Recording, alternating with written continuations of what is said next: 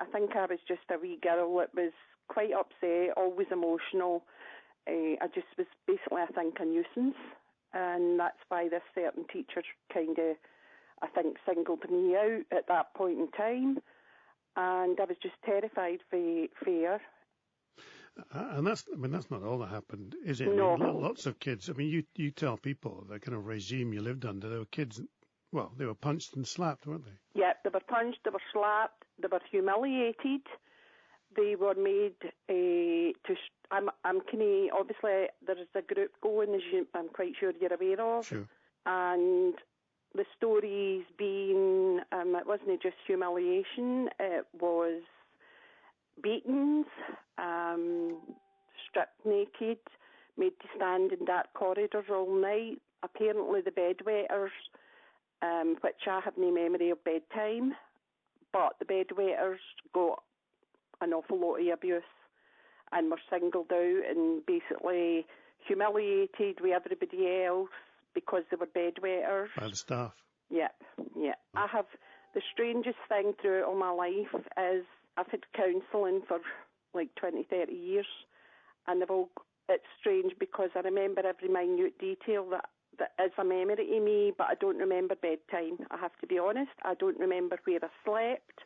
I now know there was dorms, and I now know, but for my personal, I had no memory of bedtime, and basically suppressed memory of bedtime for whatever reason. Sure. You were there for 6 weeks, weren't you? Yeah. Effectively, in 1964, and that's kind of, yeah, it's blighted your life, hasn't it? It's affected my whole life. I have never actually gave up searching. It's affected my mental health. It's now affected, it's got to the point I'm now diagnosed with a kind of post-traumatic stress disorder condition that's caused by trauma in childhood. So my mental health and my physical health has just went downhill. I have never gave up the search to find out where I was, and it was only maybe 4 years ago that I actually started looking into the Fornethy. And this is because you set up this Fornethy House survivors group, didn't you? Yep. It was actually, I have, as I say, searched all my life for it. I have never actually gave up on this because of the effect it's had on my physical and mental health throughout my life. Thompson Solicitors actually took my case on about 4 years ago, and then they put me on hold because it was not enough people came forward. At that point, it was just myself. But so how many other women have come forward then on the basis of... How many women have came forward? I think at the moment 44, but then from the news article yesterday, there's we're over 60. So 60 women can all strangers, all complete strangers. Can verify that they were abused at Fornethy House. Yep. Yes, they can. What do you want done? Have you been back to the building since then? Yes, obviously I was up yesterday. I was up being photographed at the building. What do you think when you look at the building now?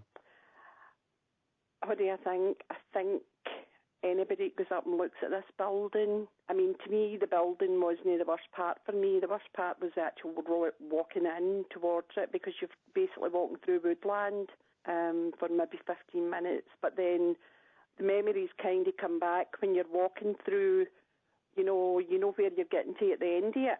Right. When I actually went up, I've been up a few times with some of the other girls in the past month. And I think every time I went, it was more, I just felt worse walking in. What do you want done then? What do I want done? Well, if I'm honest, initially when I just wanted, for myself, I wanted to find closure and just basically lay my ghost to rest.